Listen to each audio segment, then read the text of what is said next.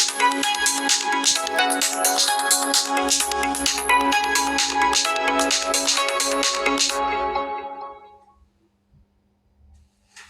grade 11s, and welcome to Mindset.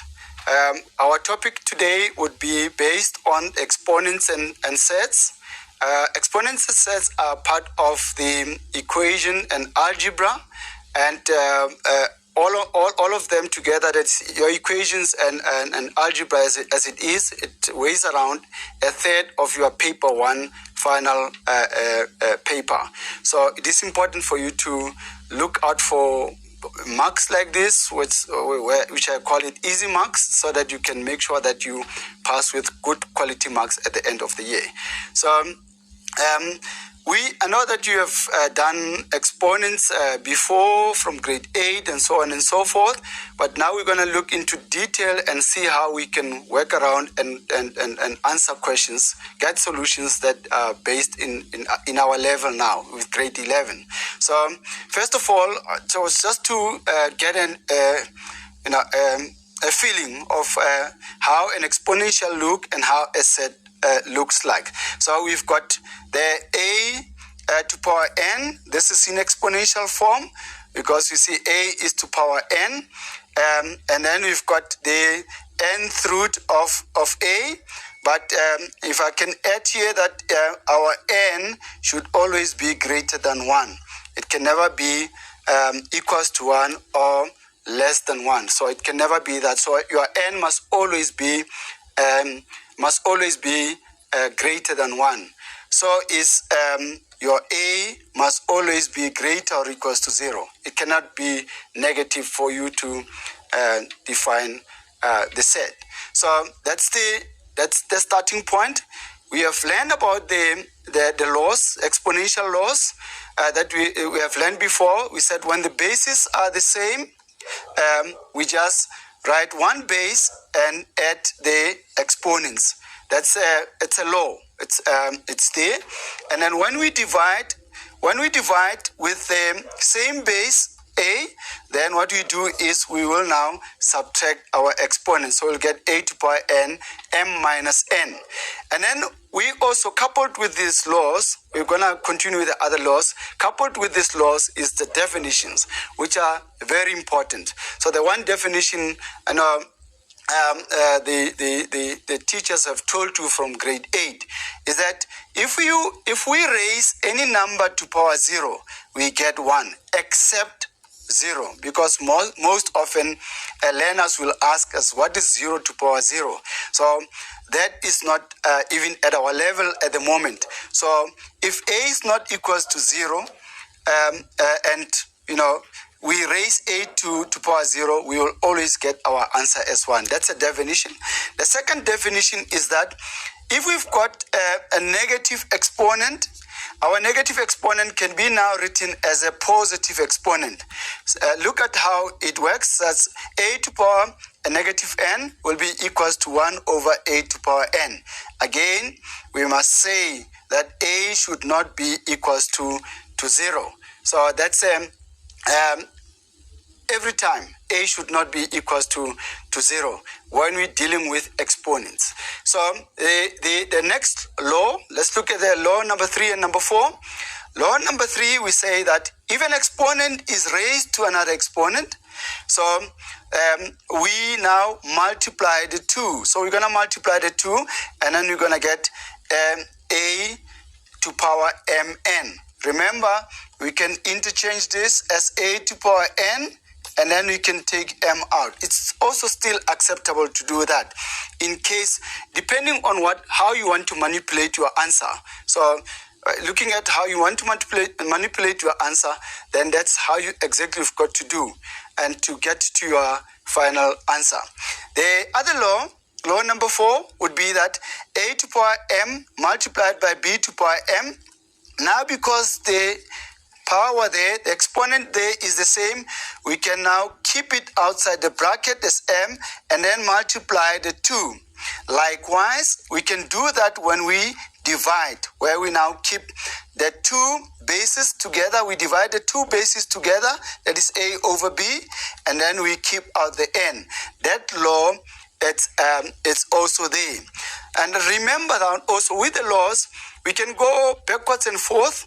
That means if we look at the one with the division. So if we've got the base, the exponent which is the same, we can divide the two to get the exponent out. But in some instances, you will be asked to go back. If you are given a over b all to power n, you will be now required to go to this end where you you revert back to what it was before, and so that your manipulation can be easier. So it's not one-way stream. So you can always go back to see how we can work out depending on the situation. So we're gonna look at this example, which we're going to simplify together. The first thing that we should look at is that now our bases are not the same. That's the first thing to consider, that our bases are not the same. So we've got to make sure that the first prize is to make sure that when we are given a one-term sum where we've got to simplify, you can see this is a one-term sum because there's no plus or minus in between. So it's a one-term sum, and we've got to simplify that expression. Look at your bases. Your bases are different. Is there a possibility that we can maybe make them, the bases, to be the same? Yes. We look at your composite numbers, that is 25 and 125. We're going to change those to base 5. So then we'll have 5 to power x plus 1, that is the one base, but multiplied by 25 now is 5 squared, that we know now, which is to power x minus 1. Divide this by 125, which is 5 to power 3, which is to power x. And then now we can see now it's shaping up now where our bases are the same. So next is we use one of the laws, 5 to power x plus 1 multiplied by 5 to power. Now we're going to now distribute or multiply x minus 1 by 2 to get 2x minus 2. Divided by, also with the 5 to power 3, we're going to get 5 to power 3x. And now that we see the top part we're multiplying, and then we also have got division. So we're going to apply our laws. So applying law number 1, 5 to power x, where the bases are the same, we add the exponents, that is x plus 1 plus 2x minus 2. And then we now, because we're also dividing with 3 to power x, so we can just subtract the 3 to power x, because we said when we divide, then we must subtract the exponents. Now, when working this out, we can see that x plus 2x is equal to 3x. The 3x cancels with the minus 3x. Now what is left? We've got 1 minus 2. Then 1 minus 2 is equal to minus 1. So our answer becomes now 5 to power minus 1, which we can safely write as 1 over 5. And this is how you manipulate using your laws so that you can simplify whatever expression is given in terms of exponents. So I will give you 2 minutes to look at the following, where we simplify. That is 3 multiplied by 3 to power 2x minus 9 times 3 to power 2x minus 2 divided by 3 to power x minus 3 to power x minus 1. And then we will come back after 2 minutes to see how you have worked this out.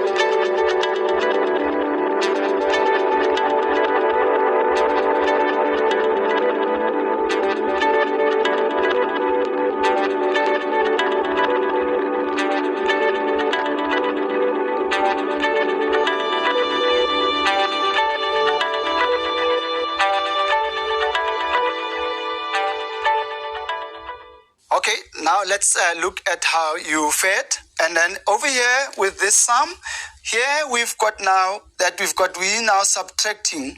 It's not whole sum. It's not just one whole sum or one expression or one term. It has got the minus in between. So we've got to be really, really careful. So what we start off with is that what if now we make sure that this 9 also is now, written as a base of 3 first before we can go anywhere. So we're going to have 3. Remember also that this 3 here has got power of 1, which most often people forget about it. So I'm writing it there so that you can always recall it. So we've got minus, we know now 3 squared, it's 9, multiplied by 3 to power x minus 2 divided by 3x minus 3x minus 1. So first of all, we're now going to break down our exponents. So what do I mean by that? Okay, the first one here, this one here, 3 to power 1 multiplied by 3 to power 2x minus 3 to power 2. Up to that one, it's okay. But this one here, we're going to have 3 to power 2x multiplied by 3 to power minus 2. So I've broken down the 3, this one over here, 3 to power 2x minus 1. And then we divide this by 3x minus 3 to power x multiplied by 3 to power minus 1. That's how we break it down. So on top, if you look closely, we've got the common factor of 2 to power x. Bracket, we've got 3 minus, what happens now over with the 2, this 2, 3 to power 2 times 3 to power minus 2. Remember we said when we add the 2, we're going to get 3 to power 0 now. And I'm sure now we know what 3 to power 0 will become. And then we've got 3 to power x. We open bracket. That's 1 here, our common factor. Then 3 to power as 3 to power minus 1. We close bracket. So, and then we will have now 3 to power 2x into, now recall that 3 to power 0 is 1. So over here we're going to get 2 and then divided by 3 to power x into, that's 1 minus 1 over 3. 1 over 3 gives us 3 over 2. So if you continue this now, we're going to have 2 over 3. And then we continue this. Now we're going to now look at the 3 to power 2x and the 3 to power x, which gives us 3 to power x. And then we have got 2 over there, and then the denominator becomes 2 over 3. So if we work these two together, we realize that we get 3 to power x multiplied by 2, but we divide by 2 over 3, which is the same as multiplying by 3 over 2. That 2 cancels, and then this 3 is to power 1, so our answer becomes 3 times 3, which gives us 3 to power x plus 1, because there's always 1 here. So that is our solution for now.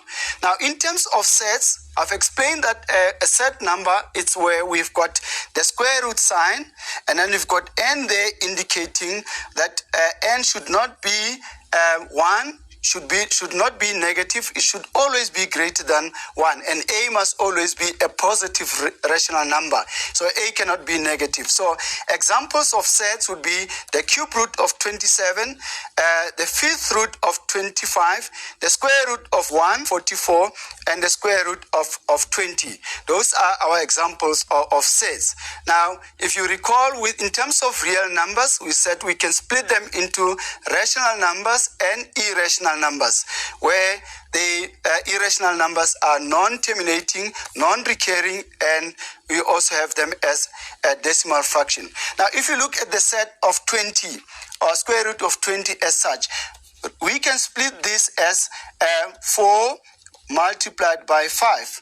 And then 4 multiplied by 5 can be further split as square root of 4 multiplied by square root of 5. And we know the square root of 4 is 2, and then we've got square root of 5. So root 20 can also be written as 2 root 5. And then that's how we come to, a little bit of the sets and the exponents. When we come back again after the break, we will go into more in terms of the exponents and sets.